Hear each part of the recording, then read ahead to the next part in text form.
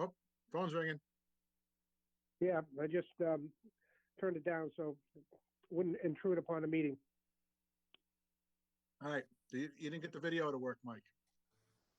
No, I did get my Apple password into Google and this and that, but it just can't get it to work. All right, you'll get there. Yeah, someday. But as a previously asked, maybe you can show me at some point in time. Otherwise, I'm gonna start we don't need to waste meeting. Yeah, we don't need to waste our time talking about that right now. Yep. I can. I'm ready to go. Okay.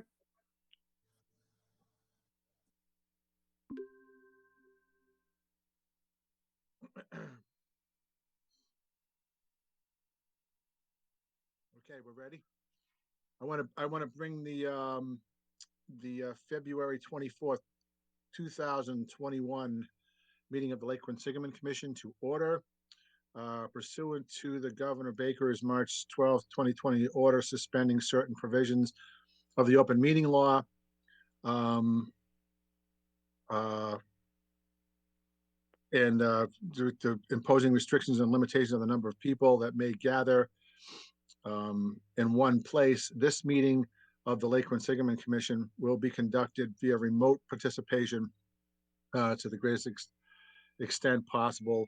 We're going to keep it, allow for folks to be able to get on here. All meetings and hearings listed in the agenda will be done as though so through remote participation. Specific information and the general guidelines for remote participation by members of the public and or parties with a right and a requirement to attend this meeting can be found in the town's website. So for this meeting, members of the public will be, who wish to listen should, you can either dial in, well, you can't hear me tell you that anyway. This is just written on the thing. So basically, we're gonna do the meeting remotely. I'm gonna call for roll call votes when we do, anytime we have a vote. And yeah, and I just want to make sure that I have, the first thing I'm gonna do is ask if everyone is in attendance who may wish to speak tonight. So I'm gonna go through that right now. Mr. Piker, you're here. Correct. Officer Valieri. I think I saw you there. Someplace. It was kept over there. I'm here. Okay. Officer Amato's here as well. Okay. So that was my next question. Captain DeAndre. Yes, I'm on. All right. Thank you. Mr. Polito. Here. Mr. Nickerson. Here. Ms. Amory.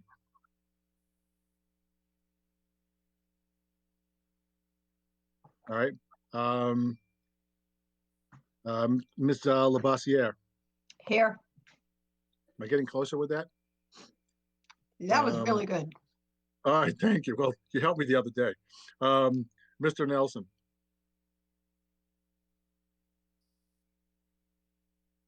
Okay. So I want to go back 1 second. Did Mr. Nickerson say he was here? Yes, I'm here. Can you hear me? Okay. Yes, I can. Okay. All right. Thank you. First order of business, I guess, is to ask if everyone had a chance to. I guess we didn't send out minutes, correct? This meeting. We did. We did send out minutes. Okay. Yes. Well, From November.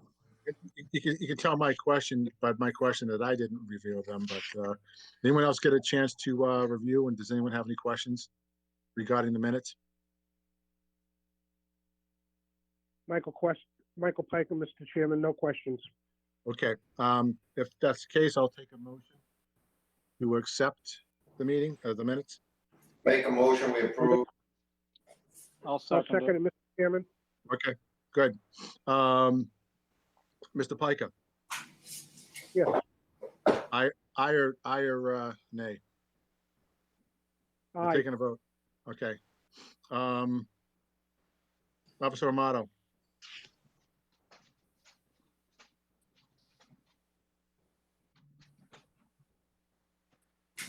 If someone could just vote for the Shrewsbury Aye. Police, either way, either, Aye. okay, either one. Okay, aye, all right, Captain DeAndre, Aye. Mr. Polito. Aye. Mr. Nickerson, Aye. Ms. Labossiere, Aye. Mr. Nelson, did you come on? I saw somebody else, another phone number on. Okay. I'm not seeing it yet. All right. He's on mute. He's on mute. Okay. Bill, you're on mute.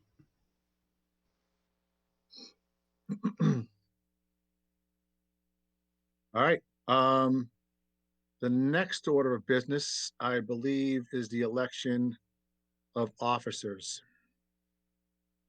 So we'll start, I guess, with chair. How did we do this last year, Angela? Did we get nominations for all the offices and vote on all of them all at one time, or did we do one at a time? We usually go through one at a time. Thank you. All right, so take nominations for chair.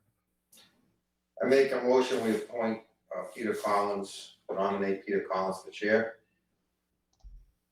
Is there a Second. Second the nomination. Okay, I'll I'll second the accept that. Okay. So we will do a vote. Mr. Pica, Aye. Officer Valieri, Aye. Captain DeAndre, Aye. Mr. Polito. Did that work? Can anyone hear me? Yep, we can hear you now. Yeah, Yep. we can. What a problem. Computers. Aye. Mr. Polito, you got, okay, hi. Mr. Nickerson, Aye. all right. Ms. Labossiere,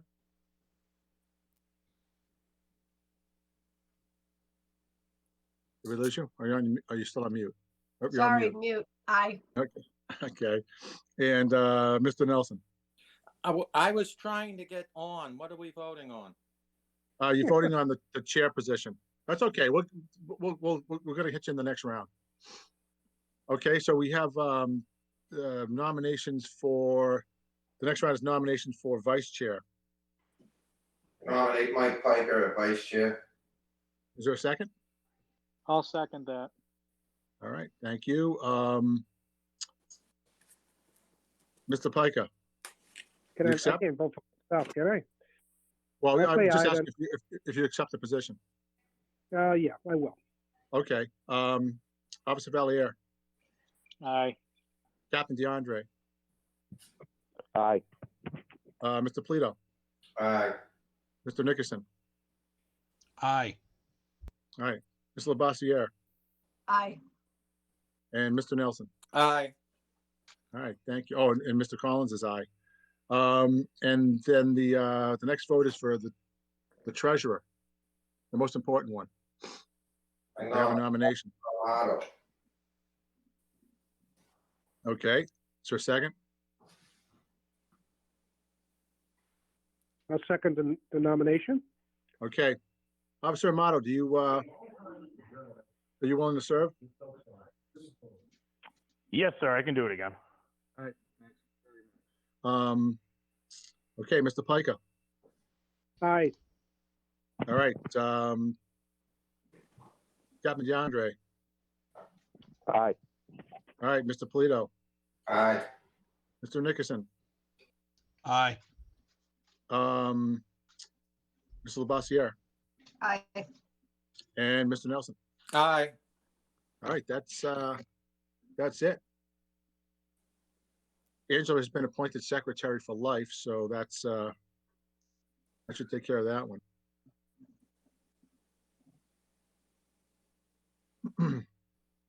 And all right, so I guess moving right along into commissioners' reports. I have a bunch of stuff to talk in later today, so I'm going to make mine pretty brief. Is that I hope everyone had a great time hiatus, I guess, from this whole from the winter and from the meeting with the Lake Commission.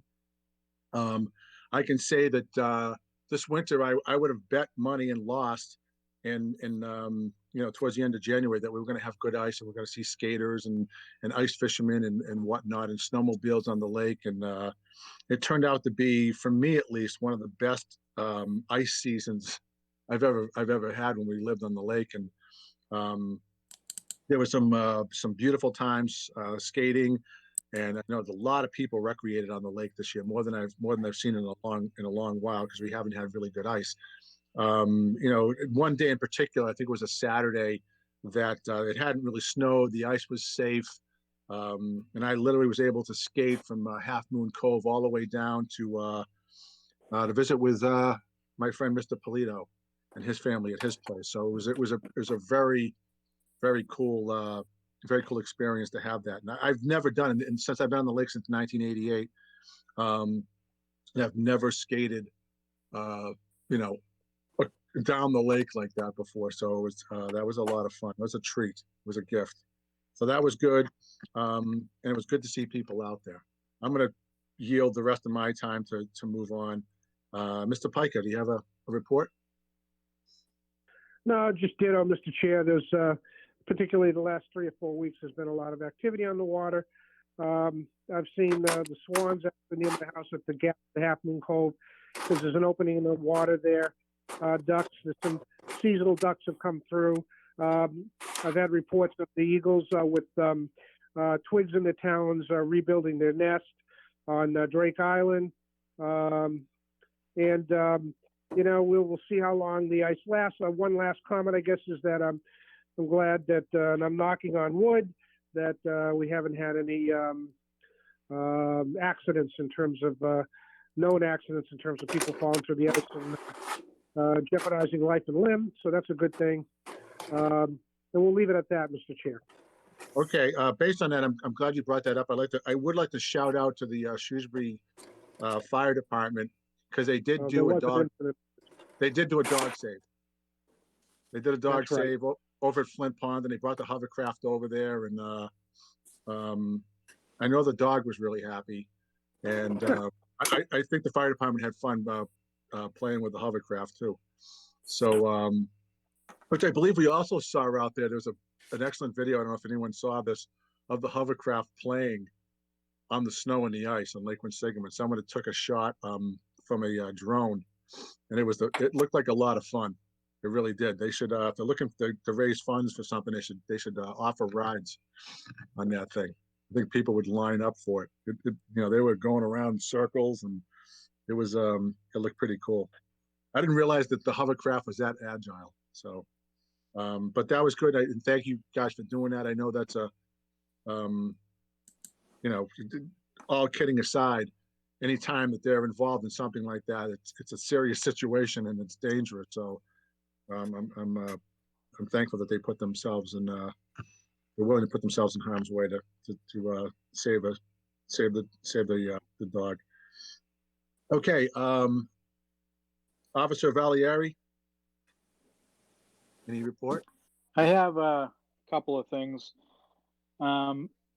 We have a new chain of command this year. As we all know, Chief Anderson has now taken over the helm, and he's appointed Lieutenant O'Connor in charge of boating operations, and Sergeant Vitols, who is now in charge of the patrol aspect of it, and scheduling and manpower, things like that for the boat.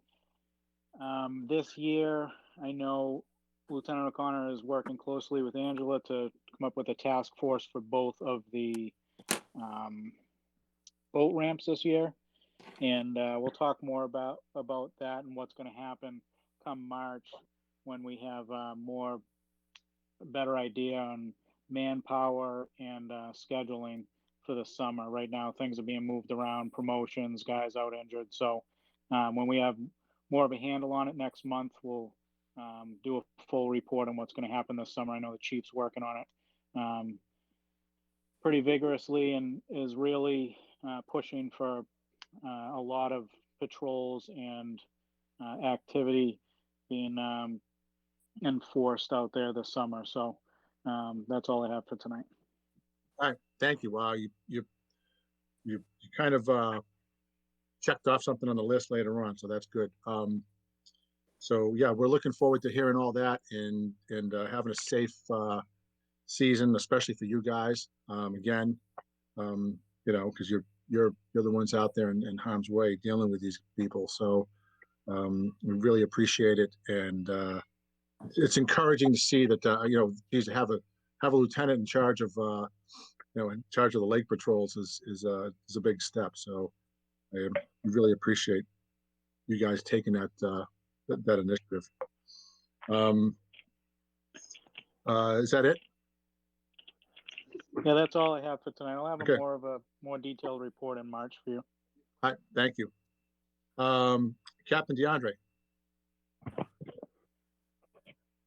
Hi, good evening. Just real quick. I think we already stated it last year, but Worcester has acquired a new boat. I want to thank Shrewsbury PD and Mr. Polito for certainly helping out for us to be able to get that boat.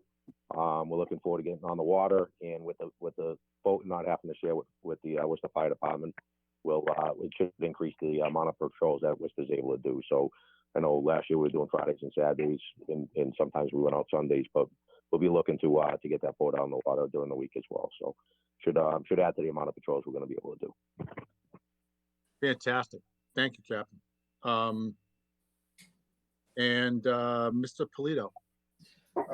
The only report I have is, just echo what you had said. The lake was a treat to have frozen over. A lot of people taking advantage of it. Nice to see kids out there skating and fishing and doing other things. And hopefully it's the start of a good season. Yeah, I do. I hope it's a good sign. I remember my wife when we first moved on the lake. She was, she was excited, not as excited as I was because I kind of grew up on lakes, but but she's kind of thinking, oh, it's the summertime and that's when you have fun in the lake, and all winter long you kind of shut everything off and move on. And she never, to this day, it kind of fascinates her that the ice gets frozen, and we got rinks in front of the house and people are skating, and so it's cool to see that the lake isn't just a summer sport. So it's fun. All right, thank you, Mr. Nickerson.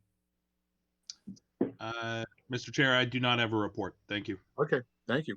And Mr. Bossier. I do not have a report. All right, thank you, Mr. Nelson. I guess there are just two things I can comment on. The Quinsigamond Rowing Club is looking forward to having a more active summer than last summer, going beyond just rowing in singles. At least they're planning it that way, and they're hoping it turns out that way. I can just note that the U.S. Olympic trials are ongoing the beginning of this week in eights, so there is some rowing taking place someplace. The second point was, for those people who recall, 2 years ago, we talked about making some sort of useful transfer table between common names of locations on the lake and relating that to the 911 cell phone emergency list, which lists street addresses of the buildings around the lake so that first responders could quickly find people when they report an emergency on the lake using some common lake term. Well, the Quinsigamond Rowing Club has instituted a new safety committee this year. And the safety committee, out of the blue, decided to take that project on themselves and create a list of all of the common names in use on the lake to put forward for creating that table. And I actually got a meeting with the QRC safety committee just accidentally last week where they told me about that. And so I said I thought it was a good thing, and that the commission would look forward to hearing what the results of that safety committee does. That's my report. All right, that's excellent news. Just two quick questions on that. There's a rower from the Worcester Boat Club, or the Worcester Rowing Club, Heather Holloway. Are you familiar with Heather? No. Okay, she approached me for the same thing, was gonna do a map and all that. I didn't know if that was kind of coordinated in with you guys. It's interesting that No, you're, but I if, suggested to the QRC Safety Committee that they definitely had to contact the rowing club and the sailing club at Regatta Point to okay. see if they could get some help. So I think, So and maybe they I'll have check coordinated, on it because it sounds, later, yeah, that it might sounds, that take was a place. direct okay, that was a direct project that she had inquired about, would it be helpful? So, and I, gave her my support. I thought it would be great.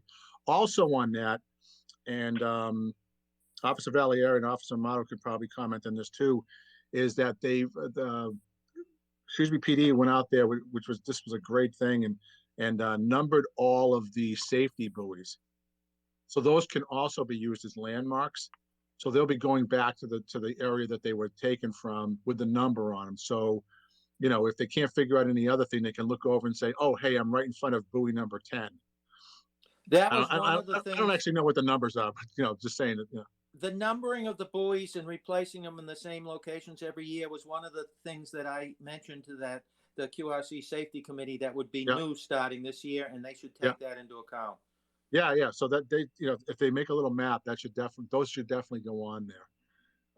So that'd be great. That sounds like great news. Okay, so moving on, and Mr. Bill, I'm gonna ask. Chairman, Yes, I'm sorry. I'm sorry, can we go back to review and approval of bills and expenses?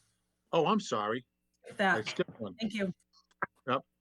You can't put me on mute from there, and so I'm sorry. I'm so excited. Approval of bills and review and approval of bills and expenses. What do we have?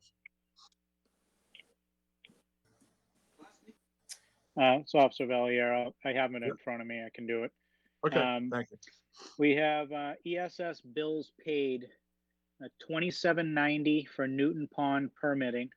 The invoice date was 10/28 of 20. All right. $540 for Newton Pond permitting. Invoice date 11/24/20. Okay. $25.20 for Newton Pond permitting. Invoice date 12/23/20. $24.30 for Newton Pond permitting. Invoice date 1/29/21. That's a total of $8,280. And then I have two others. A Mascor bill, which was paid $31 for dock plate stickers, 100 of those.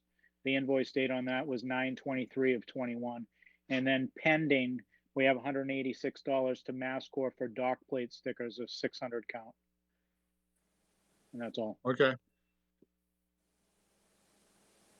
All right.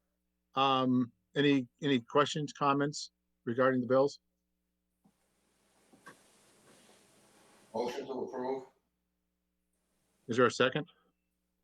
Second. Second, Thank you. Mr. Pica? second, Officer Valieri? Aye. Captain DeAndre? Aye. Mr. Polito? Aye. Mr. Nickerson? Aye. Ms. Labossiere? Aye. Mr. Nelson? Aye. And I vote aye as well. Okay, so voted. Can we move on now, Angela? Thank you. So Bill, are you, can you discuss, I'm gonna start this off that Bill Nelson and John Nickerson have been working in Grafton with the Grafton CPA committee, and every other, seems like every other board is involved in the thing too, with planning, the selectmen, conservation. So it's a big effort. I can't tell you how much I appreciate that. And I've gone through it, and I've gone through it in Grafton, so I know what they're facing. But so this is a project that they're proposing to the CPA folks to get money to do a study, and I'm gonna ask Bill to kind of flesh this out a little bit. But basically, it's a study in the Flint Pond, the Grafton part of Flint Pond, on ways that we may be able to improve or recover some of the flow and the I'm gonna say usable water space. I don't know if that'll ever happen there, but it's a project. The CPA projects, and like Shrewsbury, I know the Shrewsbury last night, the selectmen's meeting, they've they're a little bit behind, not behind in a bad sense, but they came into it later than Grafton did. So but they're at the they got money coming in, and they can spend it this year. So I'm assuming going to be seeing proposals coming forward in Shrewsbury as well. But basically, the overall kind of rules of the CPA is that the project has to be in the town. So it has to be, in this case, it has to be in Grafton, and it has to be like a one-time project. So CPA money can't be used for maintenance, like weed treatments and things like that. But it must be used for a project that kind of has a start and a finish to it. It seems like the study that we're talking about now will fit in those guidelines. At least that's the indication so far. And but other projects, there's competing with other types of projects that are out there trying to get attention too, and that could be anything from a dog park to a walking trail. They can actually do affordable housing. So there's all kinds of things you can use the CPA money for. It's a good program. I'm glad Shrewsbury voted for it because that's money out there anyway, and other towns are taking advantage of it. So we should go in there and get our fair share of it. So. And it's great to see Grafton getting engaged at this level. So this is a really good thing.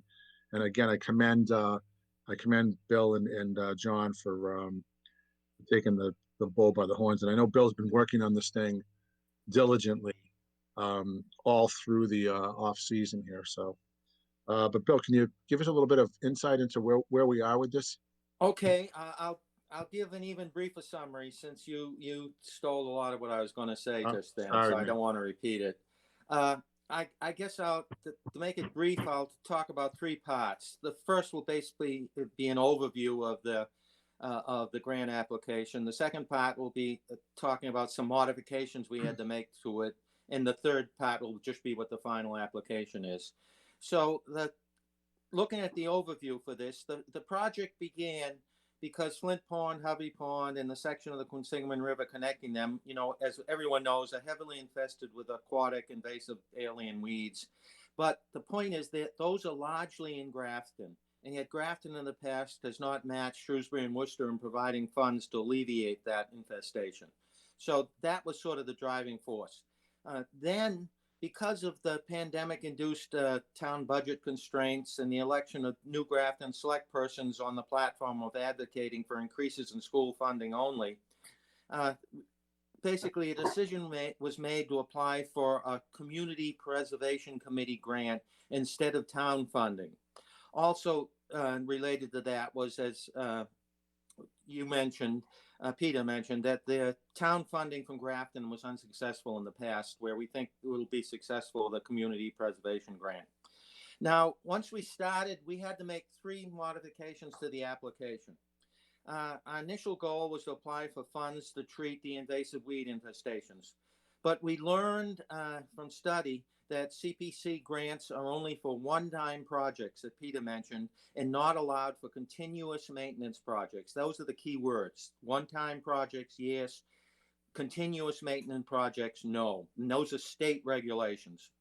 But as state and federal regulations also require an intensive investigation documentation of the weed infestation and the presence absence of endangered plant animal species before allowing any sort of continuous maintenance treatment to commence, we just applied for the initial one-time study of these Grafton waters, which is required before treatment. That turned it from being a continuous maintenance type project into a one-time project. The documentation and study that is needed to be done by, say, Fish and Wildlife, the Endangered Species Program, et cetera, before you can begin treatment.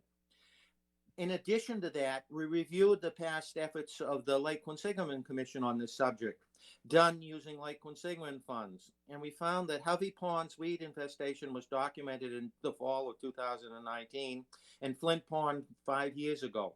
Thus, we removed those parts from this grant application. That brings us to what the final application was. 2 parts, one of which Peter mentioned.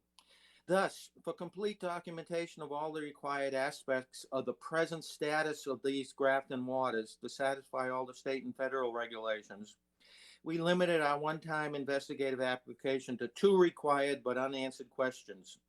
1, what are the pollutants and level of pollutants in Flint Pond and its sediments? And 2, how the past blockages due to Wyman Gordon's World War II production activity in the water flow in and out of Flint Pond reduced it to a stagnant, weed-infested body? And could these changes in flow be reversed to return it to an open water body again? Those are the 2 parts of the study. Now, by those all the changes I mentioned, the final grant application, limited to only those 2 things, greatly reduced its cost.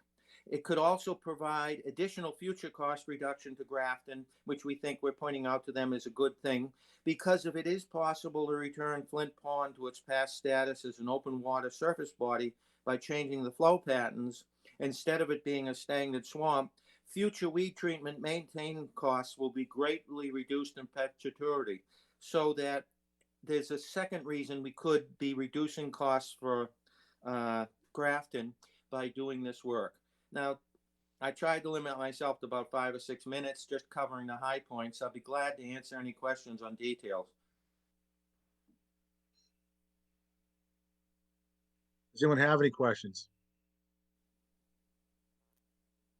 Okay, so Bill, I guess the first question is, what can the commission do to help your efforts there? Is there any kind of support you need from us? A letter, approval, voted, or, you know? Well, as want, you know, the Grafton CPC is having a Zoom meeting tomorrow night at 7, and that I have told them that you, as chair of the Lake Quinsigamond Commission, and John and I would be there to answer their questions on their Zoom meeting. We're scheduled in, and so far I have heard nothing from any of the staff members that there's anything wrong with the application. It's perfectly fine. The few things I have heard are that we sort of over-documented everything we needed to do. They were very pleasantly surprised to find an application that had estimates for all the costs and backup material for the costs. The Conservation Commission also voted 2 weeks ago that they're strongly in favor, that is the Grafton Conservation Commission, they're strongly in favor of this. They voted to have John put forward both at our meetings and at the CPC meetings that the Conservation Commission is in favor of it. And so far I've heard no negative comments. The chair of the Grafton Planning Board says it's strongly in favor of it. And from what I understand, the Grafton Planning Board, which has spent the last 2 years putting together a new 10-year plan for Grafton in terms of its waterways and conservation lands, thinks that this really perfectly matches with their words, with what their goal is for the next 10 years. So I'm looking forward to, I hope, for continuous positive support on this, and I will certainly let you, as chair of the Lake Quinsigamond Commission, know if we need any additional things done by the commission. The one thing I think that definitely should be done is we should have a vote tonight saying that the Lake Quinsigamond Commission is officially in support of this grant application, because that would help us tomorrow night at the CPC meeting. Okay. Any comments or discussion from the members?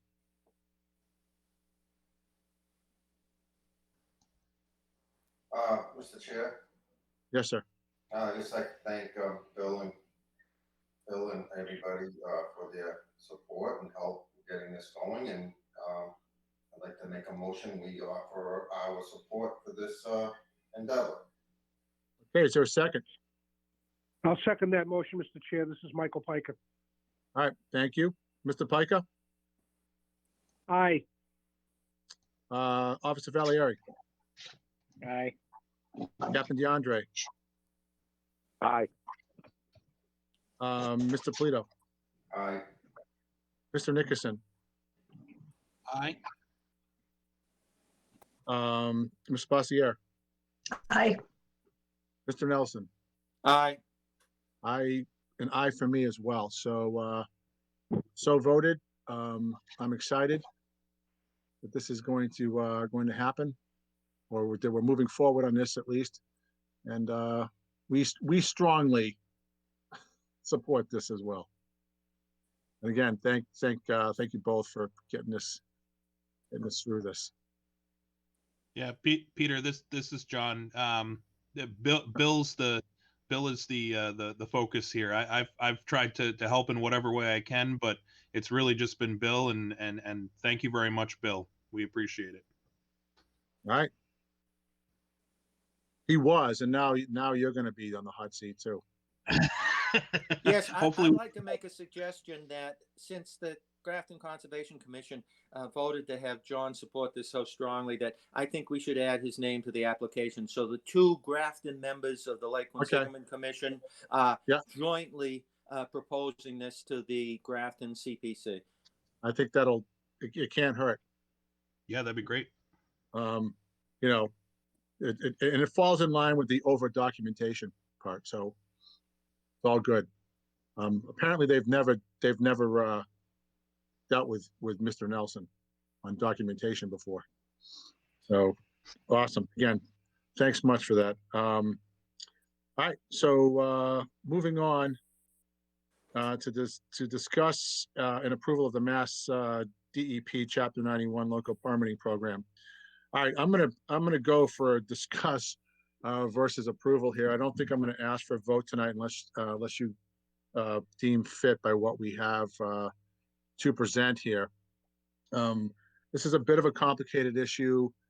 I will start it off like this: that you know, the Mass DEP Chapter 91 waterways permit program has been in existence for a long time. It was in existence when we, for example, when we went and got our approval to permit docks on Lake Quinsigamond, and I think that was 88 or 89 when that actually got approved and went through the legislature. It was existed before that. They've done some amendments and changes and modifications and whatnot, but it's basically been in place for a long time. So our rules didn't precede it, and we can't, you know, even though that the Lake Commission, and we're very unique in the state of having the authorities that we have, you know, and the length of time that we've been in existence, 1916, that's a long time, but some of these laws go back to the Massachusetts Bay Colony, so they win out in terms of being around for a long, long time. They go back to almost the beginning of Massachusetts. So it's interesting, and I'm happy to see that even back then there was people concerned and you know, wanted and concerned about the environment. So that's, you know, that says something, I guess. But I went through.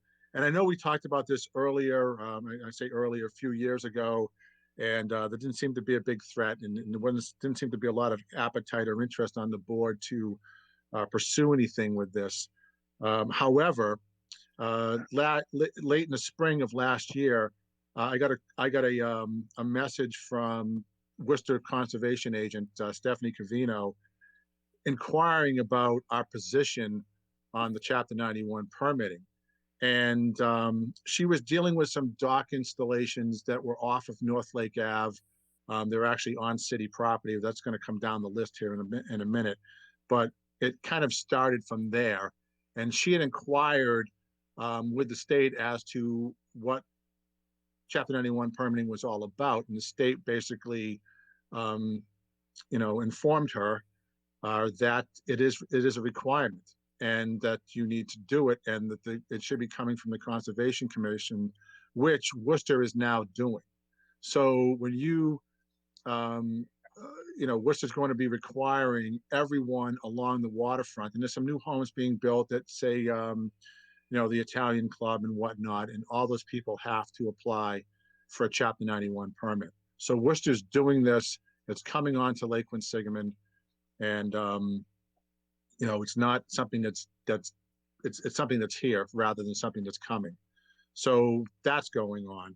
And Stephanie also invited me to attend a meeting in September that they had. I had spoke to the Chapter 91 folks back, 3 or 4 years ago at a COLAP meeting, and they made this presentation, and I went up to them and introduced myself, and their feeling was that the Lake Quinsigamond Commission did not, their rules did not supersede the Mass DEP in this case. So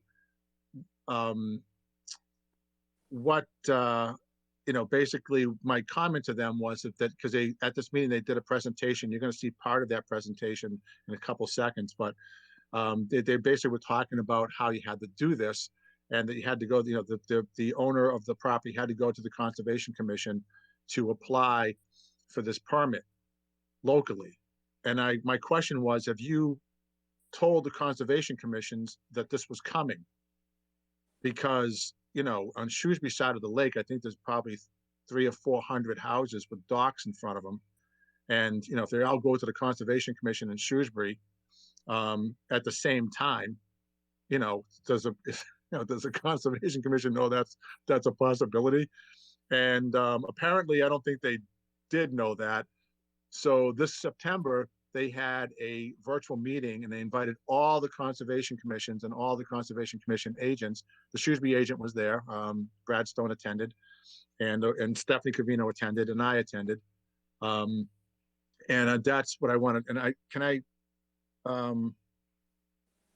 hit the present now. Angela, is that what I'm looking for? Correct. Okay. Sorry, I hit the other thing first. Let's present now. Your entire screen, a window. I just want to do a window. I'm going to do this window. Here we go. Everyone can see this? Not yet.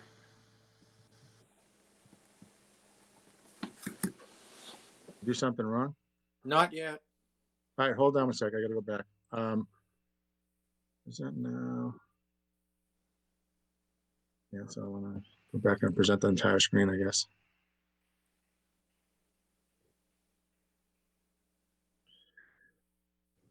There we go. How about now? Can you see it now? No. Oh my God. All right. So, I know why. Now we, Apparently you're supposed to hit the share button. yep. How about now? Now we can see it. Can you see me now? Can see the screen. Yep. Yeah, that's right. Okay. All right. So basically it kind of goes back and starts off with, I'm going to get to the interesting part, pre-1866, any filled structure, tidelands, great ponds were authorized through the state legislature that action. So this goes back a long time. You can see here, it goes back to 1641, about the time that the Machoons were cast off the shore here. So it goes back that far. I don't know if the Machoons had a permit. Maybe that's why they sunk them. So, and then they go on to explain water, what water regulations that this falls under. We fall under, well, all of these are things that protect the public health, safety, and general welfare, revitalize the urban waterfront. We don't really fall into that, and promote public use and enjoyment of the water. So we're in there. Here we are with the third jurisdiction part of it here is great ponds, surface areas of 10 acres or more. There's a whole list of great ponds there. There's a bunch of in the Mass. And by the way, this isn't just like Lake Quinsigamond. I know from my day-to-day business stuff that this is happening all over Massachusetts. It's happening at the Otis Reservoir. It's happening at Cochituate. It's happening all over. So it's not just Lake Quinsigamond here. They're not just pointing us out. However, because Worcester Concom is making it a thing that now they're kind of got their sights set on us. This gives you a little bit of an idea of what they consider, jurisdictional, where the land is, the water underneath the land underneath the waterway, and those types of things. So they kind of define that. I'm not going to bore you with those details, and what a great pond is and all that. So while we're in this meeting, they also explain how to file. This is why I'm not asking for a vote right now, because I want to come back and do a presentation next month about how we're going to file, what the permits are going to cost, and what my, how I think we should move forward. But here's the slide that was interesting. All right, this slide was on there. Every conservation commission in the state. So they basically called this out in the first line, probably because I approached them at CoLab 2 years ago and brought it up. But basically, the legislative acts that established and modified the Lake Quinsigamond Commission do not provide the commission with any authority relative to MGL Chapter 91. So we basically, this gives us two options. Is we can sit there and say to the state, all right, you do what you got to do. We're going to do what we got to do.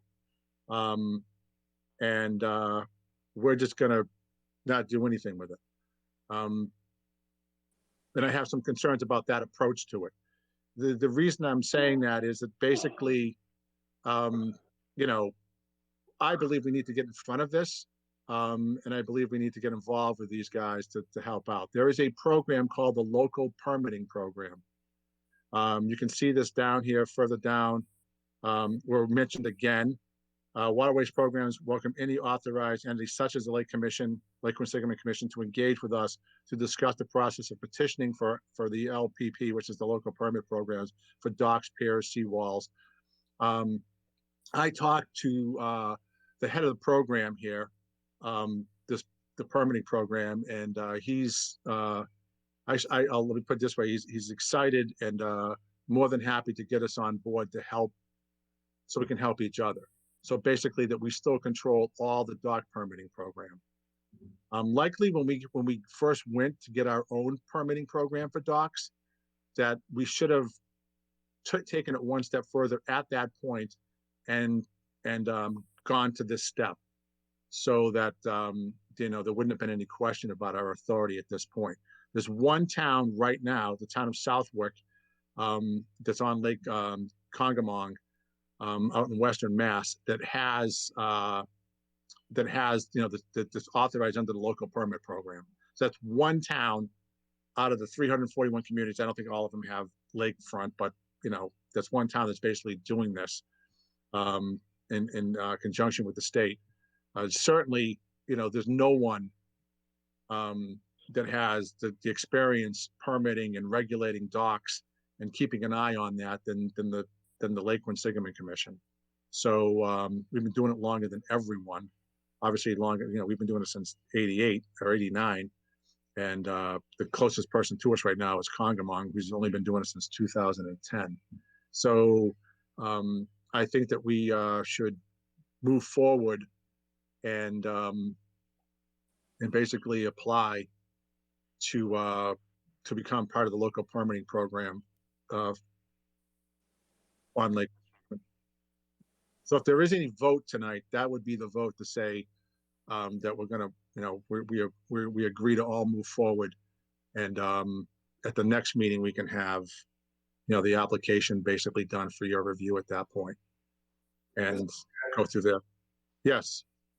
Why do we need to go through? I still don't understand what they're trying to do. We already have a permit process. Is this a money grab? Do they want an additional fee? What is this? What are they trying to regulate when we already do it? I'm going to put this as delicately as I can. They're doing it because it's a regulation and they're the state. So they're doing it because they're doing it, I guess. I mean, it's because they have the right to do this, and they're going to, they feel they should, this is a state law, a state regulation for everyone. All right, well.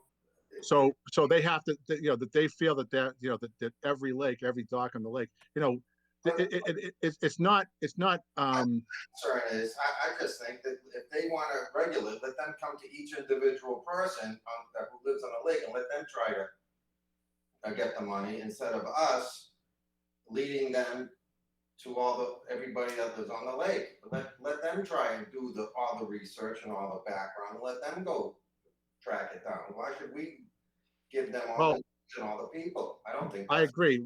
We have, first of all, I don't think getting all the backgrounds is a difficult thing to do.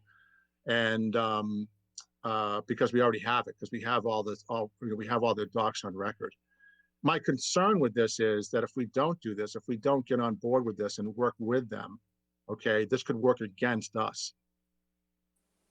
Because, my only thought is that the state is not going to go, if it comes to blows and the abutters decide, well, wait a minute, how come I'm paying 2 dock fees? My feeling is the state will prevail. And if they have to narrow this down to 1 dock fee, it's going to be from them, not from us. Ultimately, the residents of the lake are going to be paying 2 dock fees if you initiate this program. They're going to be. Yes, they're going to. Well, how this is going to happen is that they'll be paying 2 dock fees, or they'll be paying additional fees because they have to get the Chapter 91 permit, but it'll be through the Lake Commission. So we'll have participation and control over it, and it won't just be us. And I'm not really sure how that's gonna shake out. So what I'm thinking is that probably there'll be some kind of combined fee that includes the local permitting for Chapter 91 and our dock fees. So my feeling is that that for the abutter, we'll say for the customer, it's basically going to be 1 fee, 1 charge that they pay. And when the money comes into the Lake Commission, we do the accounting at that point and direct funds to where they need to go. So one more question, and I'll get off of it. But how many other lakes are doing this other than Southwick? None. Well, then why should we get involved right away? There's 351 cities and towns. Why don't we wait? I don't think we wait for what? In front. Well, we have waited, and now the Chapter 91 permit is at Lake Quinsigamond. Like every person who gets a dock in Worcester, a new dock permit especially, is going to have to go through Chapter 91. So it's coming, and they're going to require Shrewsbury Conservation Commission to also do that. They're coming for it. This isn't, 5 years ago, we had the same discussion, which basically was leading in the same direction, and we didn't do anything. And now it's basically coming to a head. They did a bunch of amendments that went through in May of 2020. This is really, again, I'm going to say we probably should have done it in '89 and got it done at that point. But who's going to enforce it? What's that? Who enforces it? What are they going to? Who's going to enforce it? The payment. Here, let me read you another hold on, give me 1 second here. The question of who enforces it is going to be DEP. And they do have, I can't find it here, but the essence of it is that if you do not have a Chapter 91 DEP permit on your dock, the state considers it a public nuisance. So whatever they do to things they consider a public nuisance, they can do to your dock. I guess the question in front of the board is, do we want to have control over this, or do we want them to start going in there and doing this? I don't think it makes any sense for them, for us to sit back and let them take over the dock permitting process. One quick comment, Peter. Yes. My brother has a cottage on a lake down on the Cape, I won't mention, Yeah. And him and all the other residents were really pissed off about 4 or 5 years ago when the state just arbitrarily announced that everyone had to remove their docks. No questions, nothing, no choice, just remove them. And they did it? And they did it. Of course, they have smaller ones that I think they put back in now that, 2 people can pick up. And when the state comes around, they pull them out and then they stick them back in when they go, because they only check once a year. But the only point I'm trying to make is that I think I agree with you. In the battle with the state usually wins. So I'm just merely suggesting that we, get in front of this and take control of it as best we can. I believe that if this goes in there and there's a dueling dock permitting thing going on, that it's not going to be good for the Lake Quinsigamond Commission. And I've spoken, I've spoken to the director of the program, the head of the program here for this particular thing, Dan Pattian, and one agrees with us and appreciates us wanting to take point on this, but also we're still talking about some of the ways we can mitigate this, because one of the other issues we're going to have with this is that there are some docks on Lake Quinsigamond that may not conform to what the Chapter 91 permit has, and it wasn't lost on Mr. Pattian that the DEP has been absent on this issue for the last 40 years or so. So that allowed, or people didn't even know, and they self-admit this, that people likely didn't know this was even a law or a regulation, and they built structures and things on the lake that weren't necessarily in conformity with what the statutes were and the regulations were. So, are they going to go back to every citizen in every lake? Because again, it's not just Lake Quinsigamond. Are they going to go back to every citizen in every lake and tell them you got to get all your docks out? The political backlash for that, I just can't even imagine it. And we can wait. We can wait and see what happens with that. But I'm not sure that that's our best move, and that I think that some kind of thing is going to shake out from the state, even if people rear up and say, we're not going to do this, and they start calling their representatives and whatnot, and there's going to be some kind of mitigation. But I do not believe that all these laws under 310 CMR are going to go away, and that they're never going to have a permitting program. I think they're going to be a lot more attuned to working with folks that are working with them. And I think, my hope is that we can, and I understand hope's not a strategy, but my plan is to work with DEP to mitigate, for here, and maybe they can use that for a model to other places where we may do some kind of grandfathering. When I brought up grandfathering to the people, not Mr.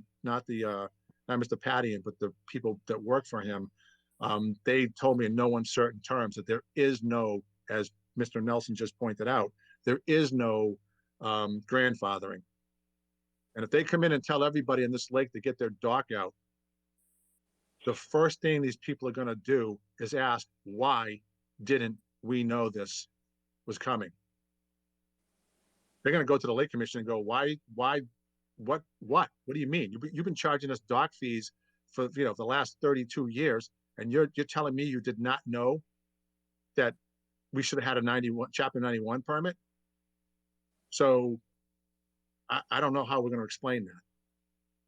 So if it comes to that kind of thing, and they actually, they pull rank and say, you're going to get your docks out, is that,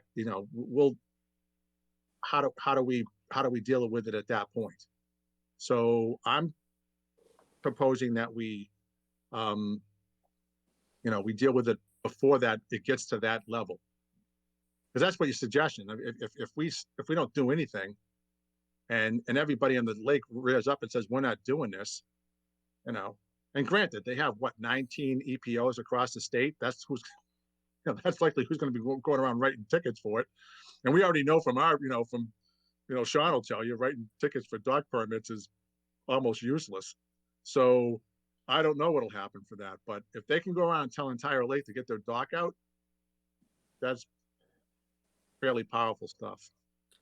Another point here, I got a question.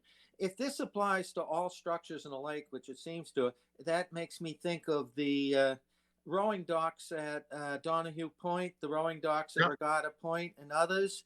And if suddenly the pandemic dissipates and we want to go back to having regattas and other activities in the lake, and we no longer have those national regattas here, and Worcester no longer gets, $3 million worth of hotel and restaurant fees on a good regatta weekend, we could Yeah. have other parties with much more political power yelling at the Lake Quinsigamond Commission.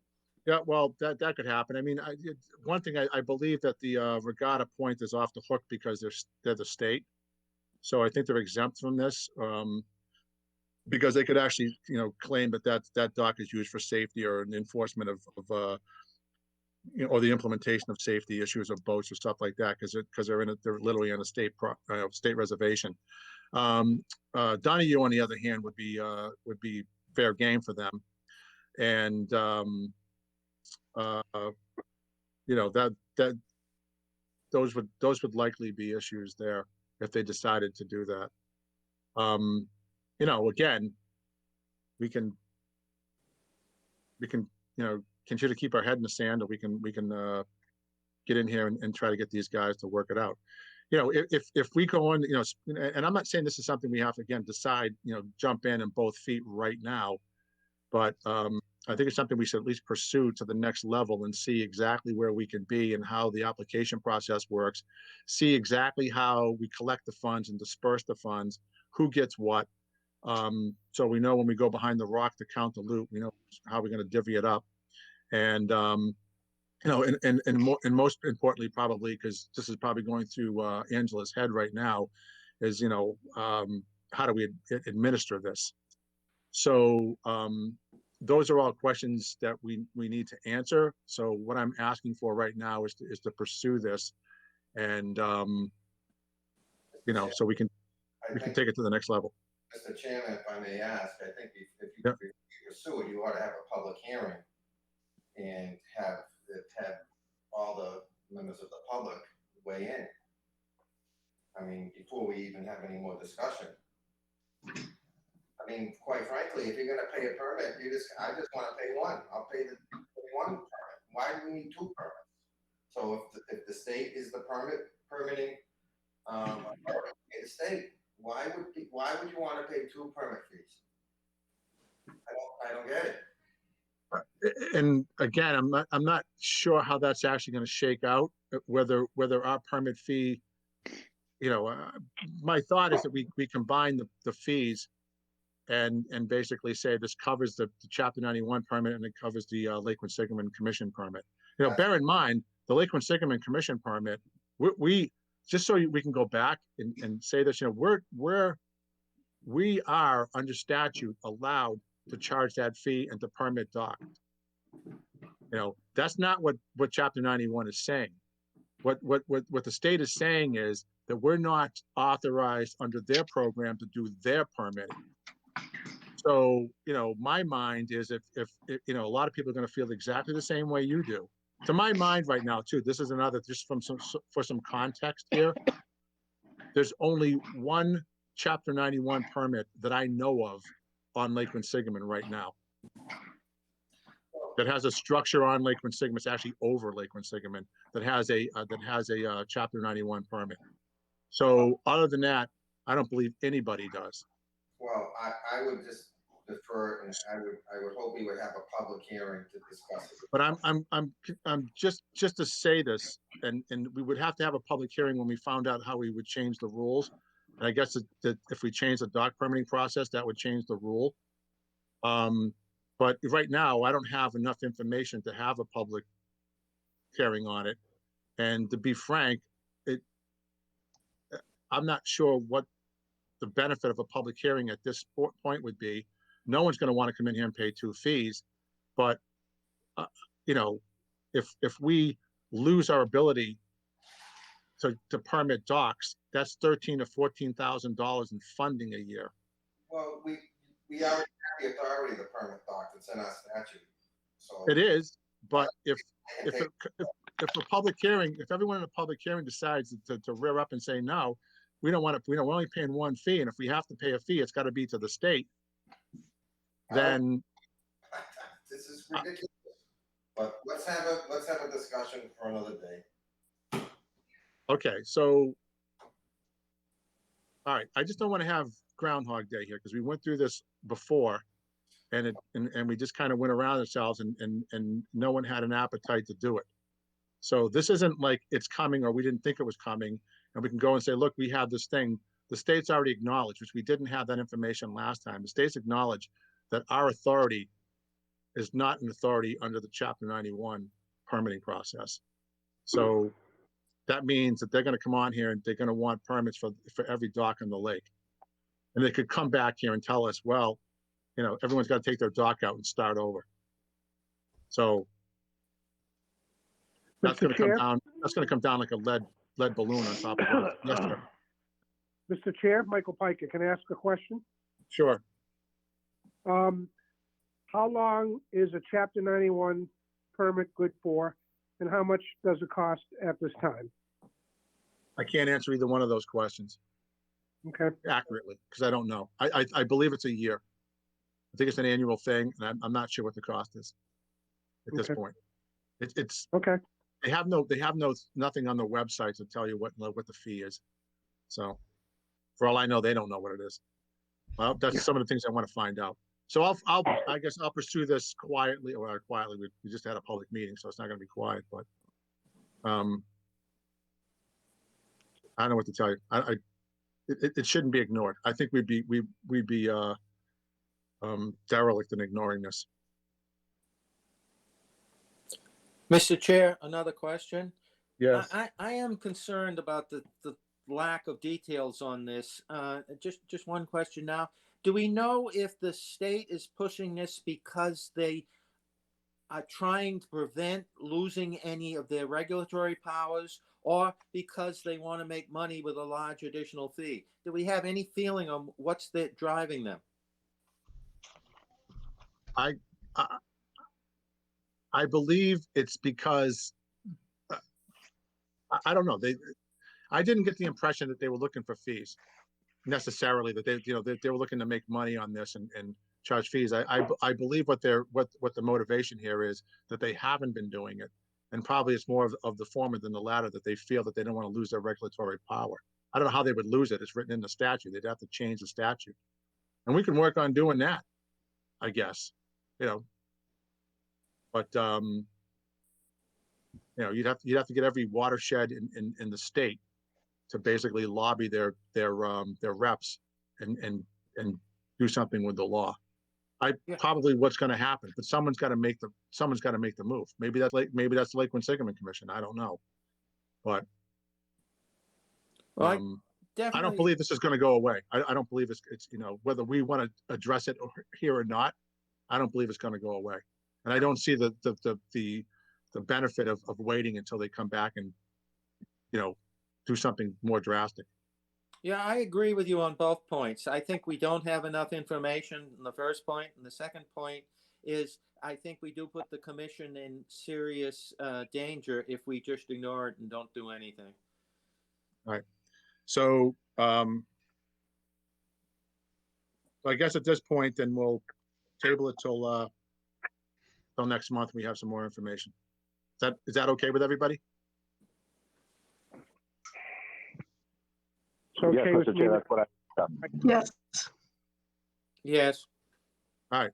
So I think we don't need to vote on that, right, Angel? The table something? No. Okay.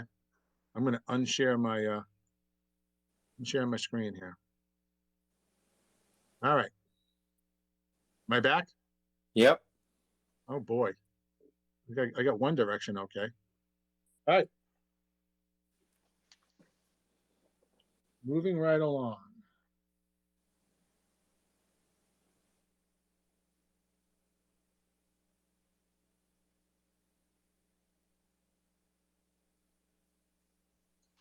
All right, this other question I have right now is, this is, discuss, dock permitting on the city of Worcester property along North Lake Ave of Worcester. Currently, as everyone knows, there are docks down there with Lake Quinsigamond plates on them, permitted, all along the waterfront. Technically speaking, as we found out, from the project, at North Lake Ave, that banking is actually Worcester city property.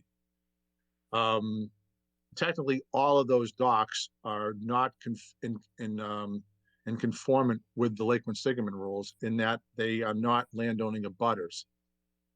They have a right of way. I've only seen a couple of the deeds and the right of ways spelled out in the deeds, but the right of way actually isn't for the land across the street on Lake Ave, where a lot of those docks are. The right of way, at least at one house up on Natural History Drive, is for Swan Beach. So the right of way is a repass right of way that goes on to Swan Beach. And as we've set precedent before, that a person with a right of way has no right as a landowning abutter to put a dock on Lake Quinsigamond. I don't know if I'm inclined to change all the docks that exist there now, because they've been there for, some of them 30 years or so, or however long we've been permitting docks. But I would like to ask the Shrewsbury PD and our administration here at the commission to decline any new dock permits, any new docks on North Lake Ave that are not a landowning abutter. So in other words, if there's a right of way, if it's across the street, whatnot, that we basically turn them away at that point. For right now, we'll and I've asked the city of Worcester to comment on this. Stephanie Cavino, who brought it up in the first place, and I said, "What are you guys going to do? It's really up to you. It's the city's property. If the city wants to put a bunch of docks down there, they could theoretically do that, and they could rent them out. I don't, whatever. I guess you'd have to figure that part out. But right now, a right of way does not give you the distinction or the rights of a landowning abutter. So I don't know if there are any Mr. thoughts Chair? on that. Yes. Sean Valier. Yeah. The process that we have now for permitting docks is, I think, kind of backwards, because they'll come in, see Cindy at the police station, they pay for the permit fee, and then what happens is they present that permit back at the police station of their structure, what they're going to build. They end up building it, and then we go look at it after the fact. I think what we should be doing from now on is have anybody that gets a new dock permit pays the fee, but has to present it to the Lake Quinsigamond Commission each month, so we can review them before it's built. Because once they build these structures, there's nothing we can do about it. If it's not in the plans that they originally posted, we've had problems with this before. Things that were built that we're not going to make them tear it down. So I think every permit that comes forward should come to us first before it's built, and we approve it. Officer Valley, I totally agree with that. I've always thought it was kind of backwards that you guys went down there after it was built and approved it, because it is a lot more awkward to try to get them to take it out after they spent all the money on it. And I can tell you from experience that it's expensive. One thing I will say, just as a comment, we have in fact had people remove their dock because it was on a right of way.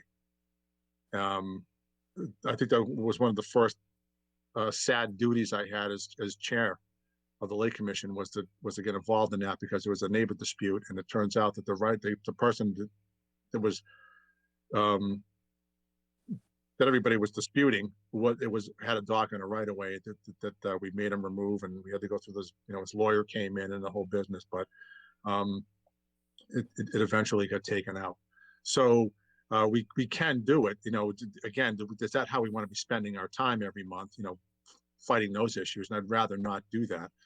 And I'm not saying we should go around to every right of way and see if there's a dock on it. I'm not even suggesting that. What I'm suggesting is that we make some kind of thing to prevent that. Like you said, that if, that's one of the ticks, if that's one of the checks, that if they come in and they say, hey, I'm putting this dock on, 175 or whatever, North Lake Ave, and when we know it's across the street from their house, then we can say to them, you can't have a dock there. And refer them back to the city, if the city's land. So that's basically that's how I would handle that part of it. But I totally agree that we should, and I don't think that we have to really change a rule there, right? All we have to do is change the procedure how we're doing it. I don't think it's something we need to vote on, because we don't vote on it now, but it's something that they could forward to us during, once they have the plans in place, they can forward it to us in an email. We can take a look at it and tell them yes or no if it's okay without a vote, because we're not voting on them now. Right. And what I'm saying is I don't think we have to vote or change a rule to have you, to have you be able to do that. So you can just, you're basically saying that, no, we got to see the dock plans and all that stuff first, and, know what the materials are and whatnot. And then we'll determine, if that's okay there in terms of size and where it is, so it doesn't conflict with anything.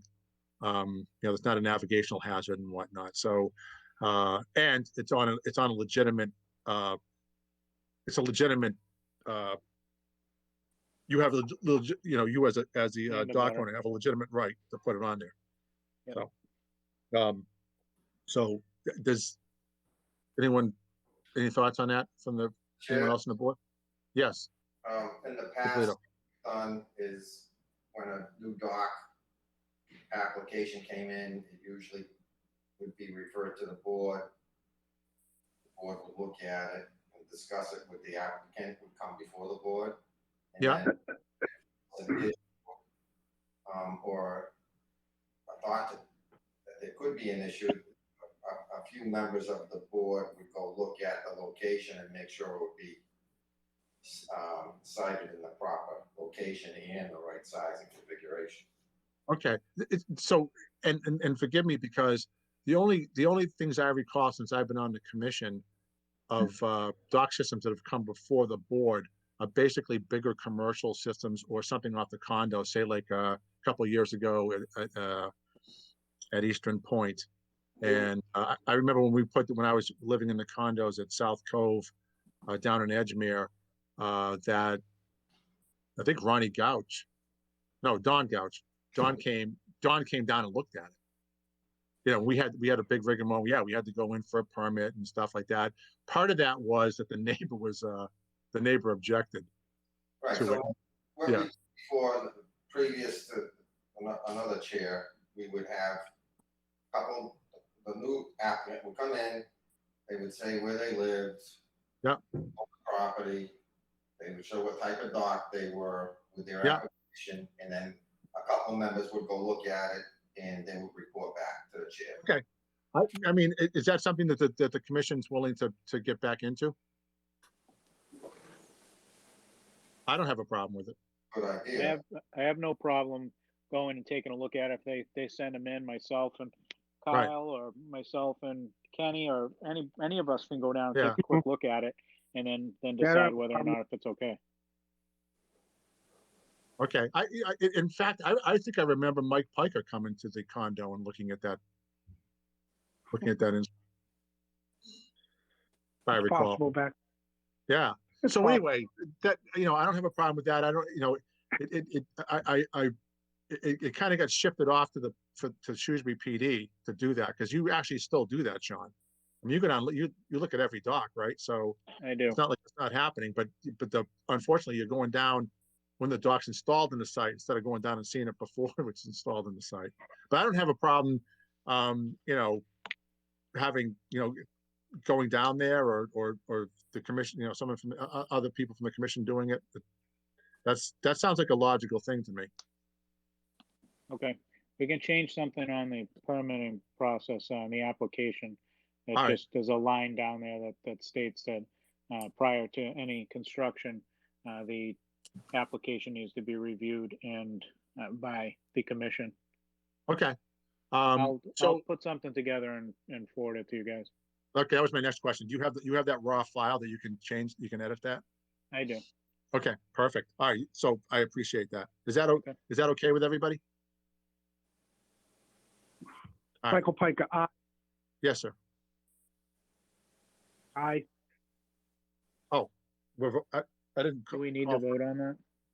I don't think we need, Angela, is that a thing we need to vote on? It's just clarifying the application that's already a procedure, so. Okay, that's what I thought. So I don't think we need to vote. All right, any other comments, questions about this? Perfect. All right, thank you. And, now, number 4 is to discuss and support institution of, I have a parking fee, but that's actually not what it is. It's a usage fee, on the Flint Pond boat ramp.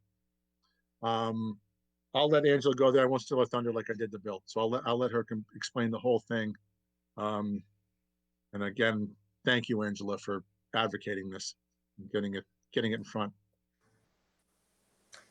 So the state boat ramp, Flint Pond, we went before the Board of Selectmen last night, and we proposed the Parks and Cemetery Commission instituting a facility fee for that location that would help us cover some of our maintenance costs. We'd add a porta potty there. We'd have a staff attendant on the weekends, and also would have some police details staffed at that ramp during Memorial Day through Labor Day. And the Board of Selectmen has supported that. And we will be sending a letter from the town to the Fishing and Boating Access to implement the fee. It does have to get reviewed at the state level, and they have the final decision. So I was just looking for the, just wanted to make the board aware of that, and hopefully they would endorse this fee as well. So it would be $20 on a weekend. We also would establish a seasonal pass that you would have to apply for, would be $100 that would cover you for the season. And if I guess I could just go into number 5 as well, and then we could talk about them both at the same time. Number 5 is also increase at the Corazzini boat ramp on North Quinsigamond Ave. Currently, we've been charging $10. After reviewing our costs for the next year, we would need to increase them. But we're also adding police detail at that location as well. So we're looking to increase the fee from $10 to $20 on the weekends and Thursdays and Fridays. And again, it has to go before the state. So any questions or? One question, Angela. Do these rules apply at all times, or are there any differences during regatta events at the lake when it's partially closed? Well, if somebody reserves the boat ramp, that's a separate permit.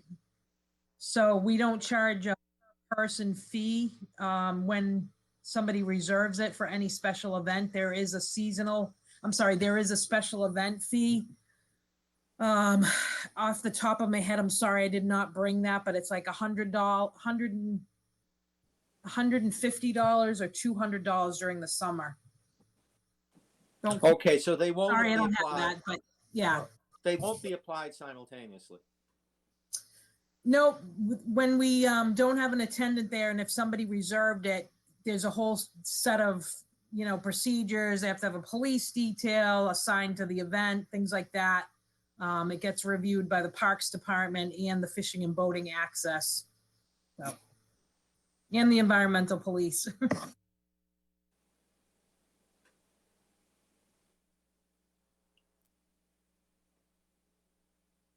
Angela, this is Ken. Yep. I'd like to thank you for your efforts on this. I know this has been a long time coming, and I think this is a great start. And hopefully, it will help alleviate some of the issues that we've been having down at those ramps. Thank you. So, Angela, quick question. yep. Are those details going out to just Shrewsbury PD, or is environmental going to be involved in that as well? It's because the town of Shrewsbury would be paying for the detail. It's going to go through the Shrewsbury Police, and I have been working with Lieutenant O'Connor on this, and we will come up with a schedule weekly based on the weather and the usage. Okay, thanks. Okay, is there any more questions or discussions? I'm gonna just say again, Angela, I'm gonna echo Mr. Polito's sentiments. Thank you for getting this done and figuring out a way to do it. You did an excellent job last night in front of the board, so we really appreciate it. I believe that this will help us out, especially in a preventative manner. I will also say that every member of the Shrewsbury Board of Selectmen expressed their strong support for this and for anything that they can do to help mitigate and make the lake safer, a safer place to go. So I feel we have strong advocates on the board there. I don't know if that's the feeling I got, Angela. I don't know how you felt about that, but Yes. it did seem like that. They all literally commented on that they thought that we needed to do something, and if this seemed like a good idea to start us off. So that's a good sign. All right, so that is that one, and then we talked about raising the fee at Corazzini. Did you already talk about that? Okay, sorry. So I got kicked off for a second. Sorry. Yeah. I guess we're looking, if the board or if the chairman would just write a letter of support. So when I send in the packet to the state, they can have a letter that the board also is in support of what we do. If you feel it's appropriate. I'd like to make a motion that we charge the chairman with composing a letter relative to Angela's presentation. Do I have any say in that? Is there a second? Second. All right. Mr. Pica. Aye. Officer Valieri. Aye. Captain DeAndre. Aye. Mr. Polito. Aye. Mr. Nickerson. Nickerson, aye. Okay. Mr. Bossier. Aye. Mr. Nelson. Aye. Okay. So voted. So I will do that. Angela, do you think we need separate letters for Flint Pond and Corazzini? Because they're going to No? separately. Yeah, because you're going to go after this.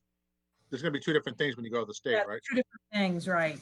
All right. I'll do two. Okay.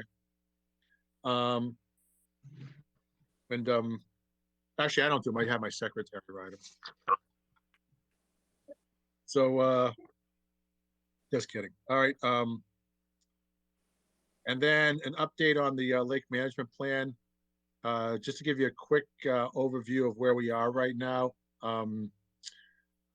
Newton Pond permitting.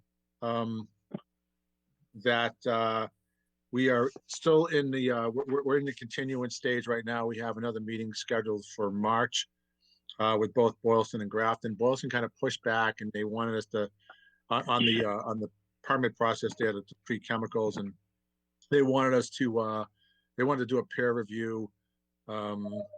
So we're still kind of dealing with that part of it right now, And Shrewsbury, I believe, is pretty much all set. I think that, you know, if Boylston hadn't pulled back a little bit, you know, I think Shrewsbury probably would have just said they would have closed the hearing and moved on, because everyone seemed to be in favor of it. And I want a shout out to Mr. Polito for a strong advocation that night at the meeting. So the next plan there is to go through that meeting. I'm hoping actually to talk to Boylston to see if we can. I haven't heard back from them yet who they are thinking about doing for the peer review. So I want to make sure that we have that. I was in discussion with Brad Stone, the conservation agent in Shrewsbury. I know that he's in favor of what we're doing at Newton Pond, so we should be okay. And Half Moon Bay pilot program, just to kind of reintroduce this to everybody. Essentially, you know, they found in one of the surveys we did, they found Vasii, which is the endangered species, the Potamogeton, in the water body there at Half Moon Cove. So they've restricted us from doing any treatments there for anything. So that is becoming more and more infested with Eurasian milfoil. It is definitely a problem now. And the Natural Heritage, who kind of regulates that part of the act, basically has expressed openness to us trying with some type of pilot program to treat in Half Moon Cove with a chemical called Procyllicor, which is known to do a good job eradicating I shouldn't say eradicating, into mitigating the Eurasian milfoil, but not causing any harm to Potamogetons, which is what family of plants, the Vasii is. There's other Potamogetons in the lake that aren't endangered, such as curly pondweed and whatnot, that are also invasive, actually, on that particular one. So that comes up earlier in the season than Vasii does. So we may do the program there. I talked with Dr. Don Pageant, which we've dealt with him before. He actually did one of the other surveys, I guess, for us for the Vasii. And so we're going to have all that clear for the next meeting as we get ready to do this. So we got to wait till the ice goes out, obviously, because no one wants to dive under that for this particular exercise. But so that's the update there. So we're gonna move forward with that. I want everyone who's watching this that happens to be living around Half Moon Cove, that we're going to do everything we can to address that weed situation in a significant.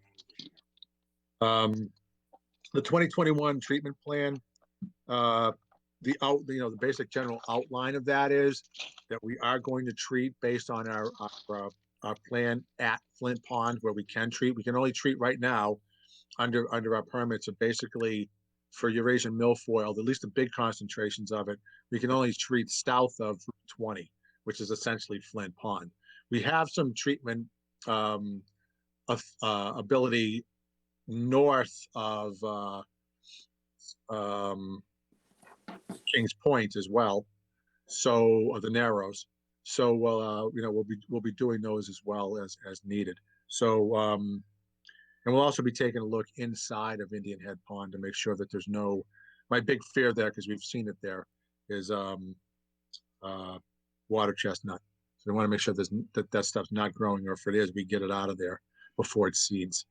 So those are in a nutshell where we have our plans, and we'll have everything written down and hopefully have the bids prepared early, because I'd like to get at this early in Half Moon and towards the end of March or April after our next meeting. I'd like to be able to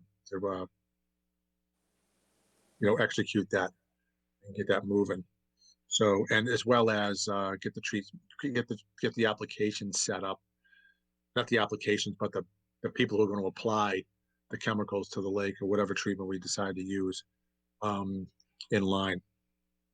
There was going to be a presentation of a boat wash stations at the boat ramp. There's a portable, this company does that.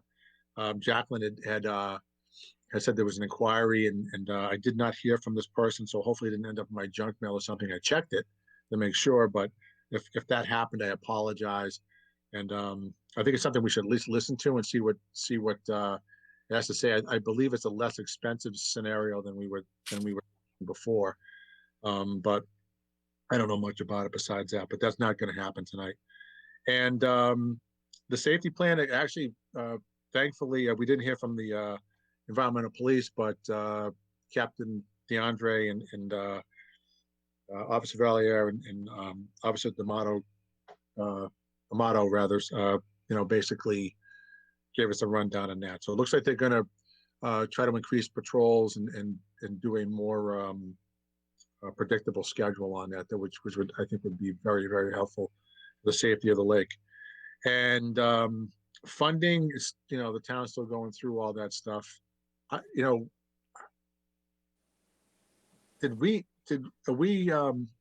got the articles up yet, right? Not So that's what they say, 4 or 5 weeks from now, 4 weeks, that draft is coming out. Yeah, a couple more weeks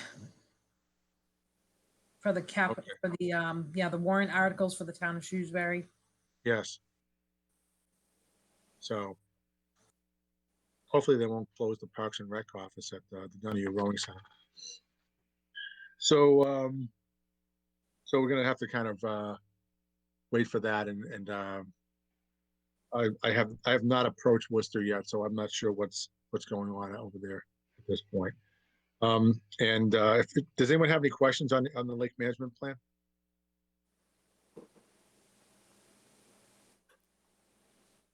No? Okay. And then I guess now, if Jacqueline's still here, an update on what's going on over there in lakes and ponds. Hey, Jacqueline. Hey there. Yeah. So I talked to the gentleman from the invasive aquatic plant removal company, and he said that he had reached out to you. So I'll check to make sure that actually happened, and hopefully get you guys in touch.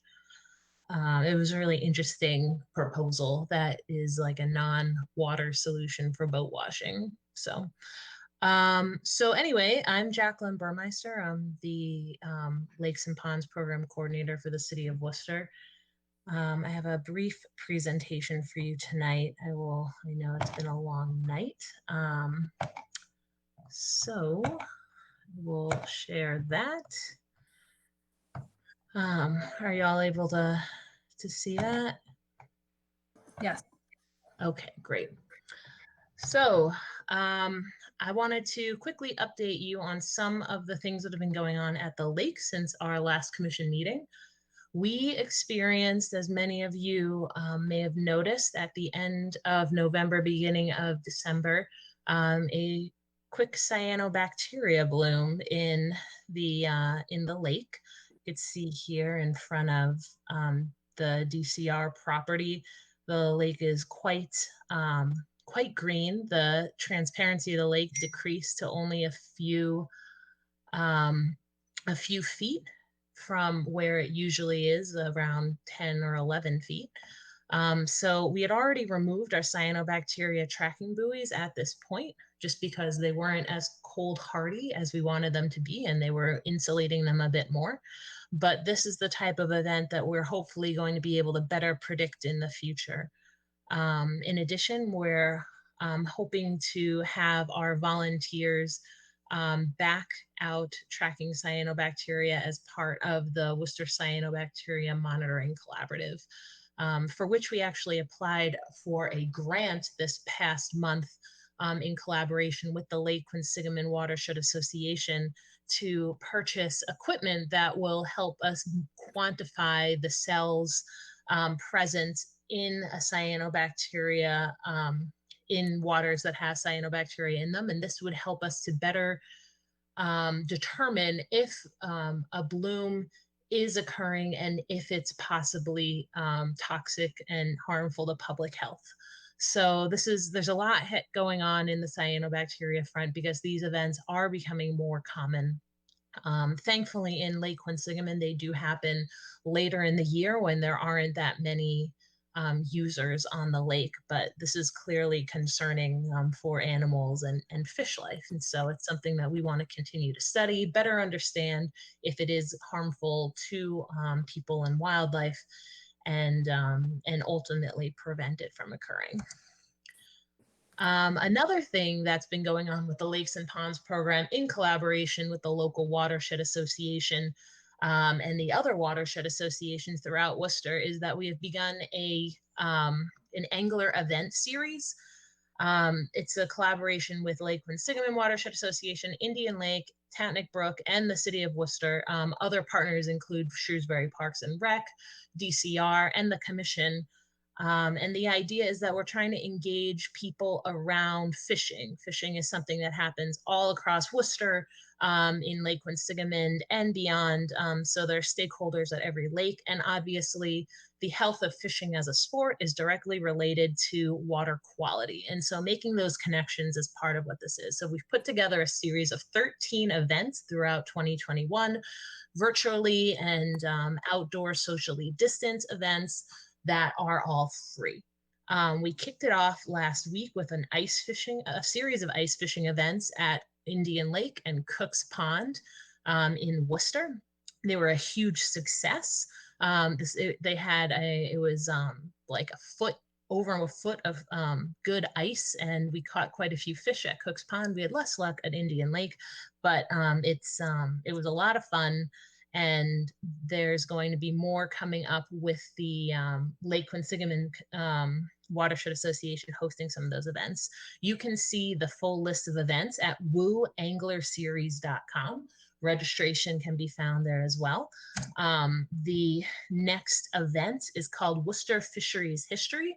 And we contracted a study where we were looking at fishing from fishing surveys of anglers over time, as well as surveys of fish populations over time in Worcester, including Lake Quinsigamond, to see how they've changed with water quality issues. How has fishing changed over time?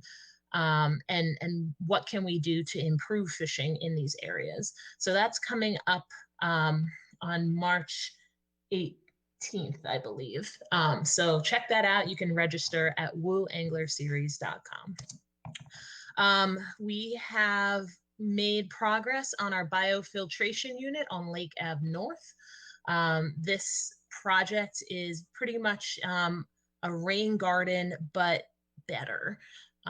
It's going to divert some of the water that comes off of Lake Ave North near Coal Mine Brook through that outfall into this basin that will be decorated as have rain garden elements to it, but then also like an under drain and porous medium to increase the absorption capacity, thereby purifying a lot of that runoff before it enters Lake Quinsigamond. And so that is an area where we see a lot of erosion from Coal Mine Brook and that large watershed, and this is an effort to reduce some of that. So we have a contractor chosen, and it should be built this spring.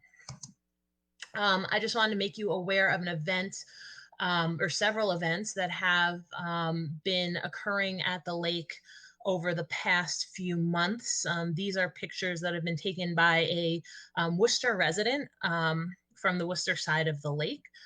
You see here various times during severe rain events since October, there has been a plume occurring, the source of which is some outfalls on the Worcester side of the lake around the Route 9 bridge. And it has been determined the source of these plumes is from sediment going into the stormwater system along Hospital Drive off of Belmont Street from various projects going on up there, actually 3 projects. And, you know, this is a long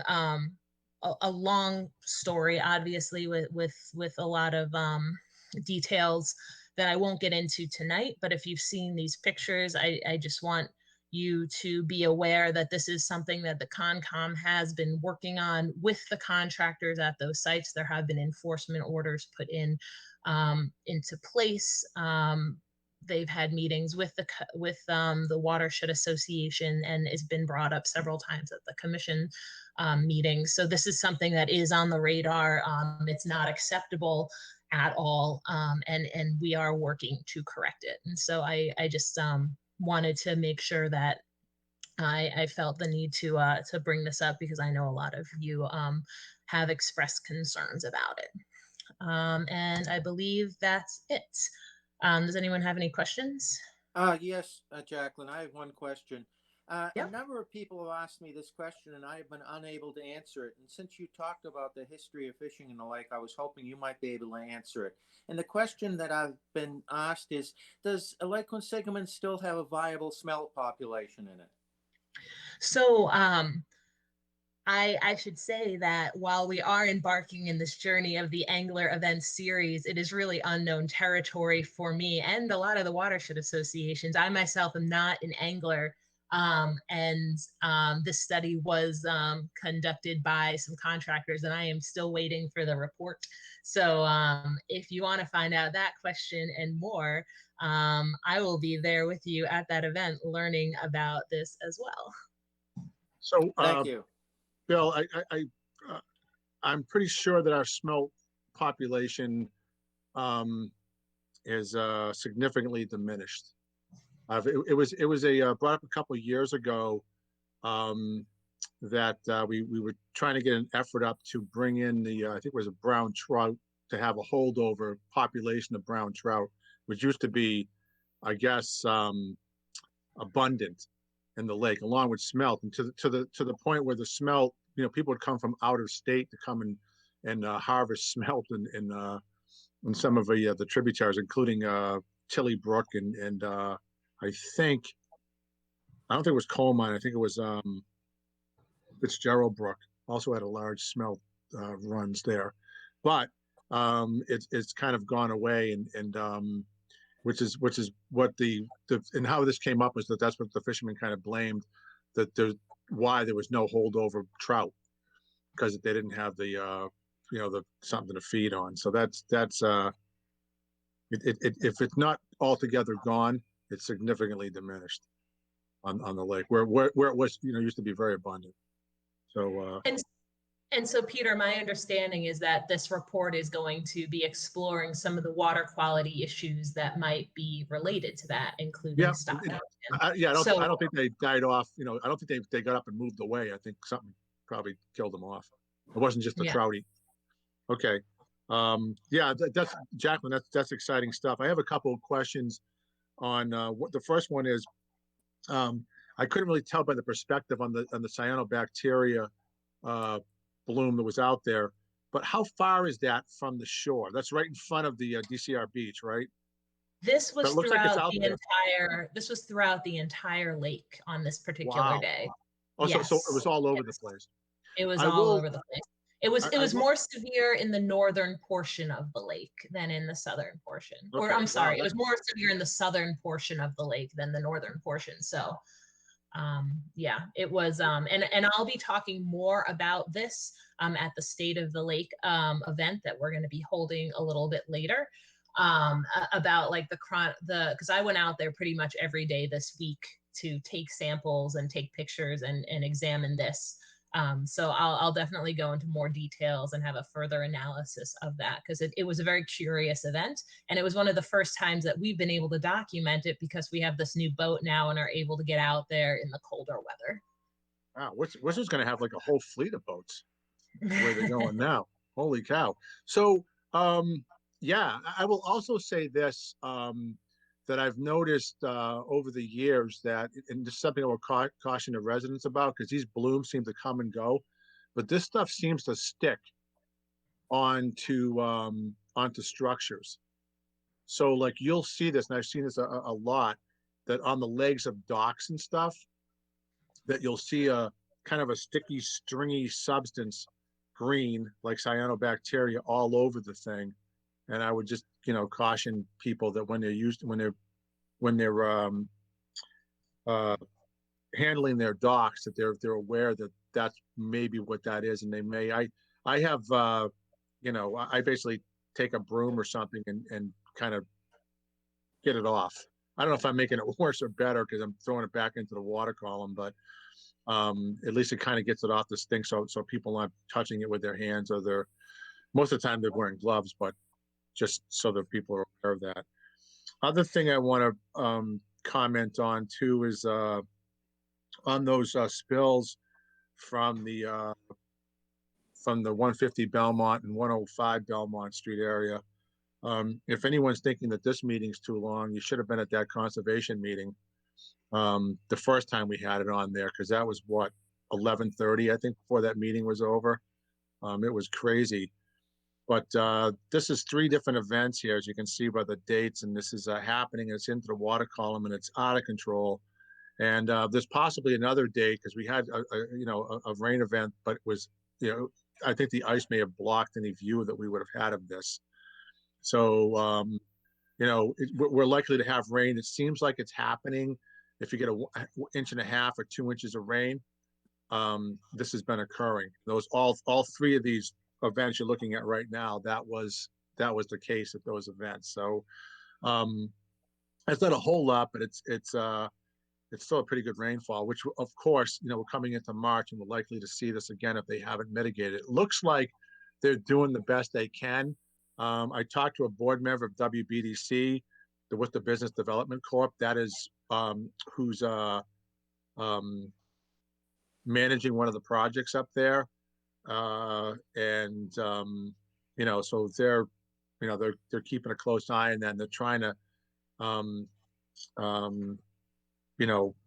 correct things, and they're rebuilding and redesigning some of the retention pools up there, but it's definitely out of control, and it's I don't know if it's too much material, if they need to remove it or what they're going to need to do in the end, but it can't keep happening. So that's kind of the message that we're sending out from our end, both in public and behind the scenes. So but I also want to thank Michael Spillane, whose photographs these are here, from his from atop the lakeshore condos. So it's disturbing thing here. So that's my only comments on that. Does anyone else have a comment or question regarding this? I would like to clarify that when it first happened in October, there was some concern that this was sewage, and that is not the case. This is all sediment, and I'm not saying that's better, but just to clarify that this isn't like a sewer overflow. This is runoff erosion from sites that did not have adequate erosion controls put in place. Right. Also, both Worcester and the state have enforcement orders for the developers. So they're, this isn't going unnoticed. This is being handled officially as well. It's not just a bunch of, abutters, complaining about it. So this is all being dealt with. Not, I think Jacqueline will agree. Probably not as well as we'd like to. If you look at, it's gone from October to January. We were hoping they would get these straightened out before that, but it didn't happen. And it's interesting when they do permits. And thank goodness for Worcester being heads up on this, because the Department of Environmental Protection's Wetlands Protection Act. You have to be within 100 feet of the resource, so it doesn't require a permit. If for this, at least, if you're further away than that. Worcester has a local permit, a bylaw that says, oh no, if this can get into the stormwater system, we can permit this. So it's not just. I think one of the developers, one of the 3 up there, got an RDA, and they determined that there was no need for a permit. Now they're under an enforcement order, so they got to get a permit now. But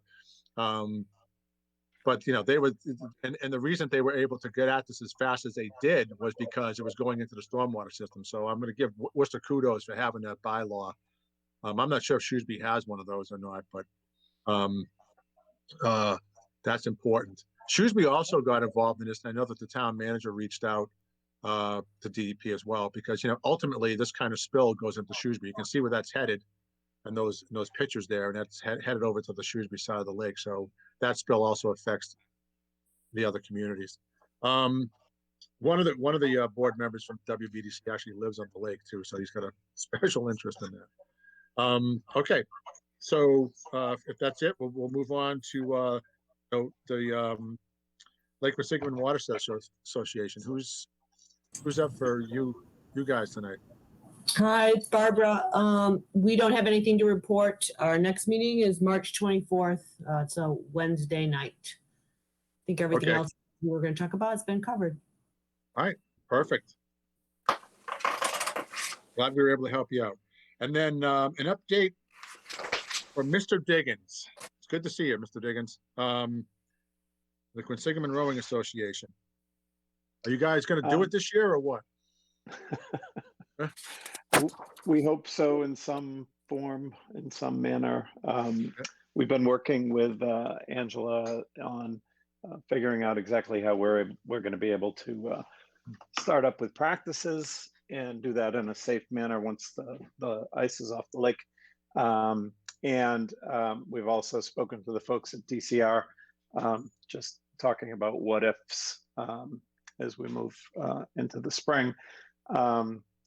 We think there's a possibility we might be able to hold what we call dual meets, which are essentially a local school hosting one other school, as long as everybody meets the state testing requirements and social distancing requirements. So it's really early right now, but we're planning so that we're able to do whatever might be available for us when the time comes, I guess. Okay. Sounds good. So there's no schedule at this point. No, no. Just the tentative one that we had given to you, which is essentially last year's, and we don't have anything beyond that at this point. Okay. And if you consider building longer boats so everyone could be 6 feet apart. Those would be awfully long boats. I know, just a thought though. Okay. So any comments, questions about the rowing? Okay. I guess we'll set the date for the next meeting. When would that be? 24th or 31st? Well, I'd rather do it on the 31st if the watershed's meeting on the 24th. Yeah, it's March 31st is what we have on the schedule. Okay. Is that what we have on the schedule? Yep, the last Wednesday. That works out. Okay.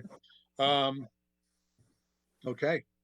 So that all being said, and thank you everyone for hanging in there with us tonight.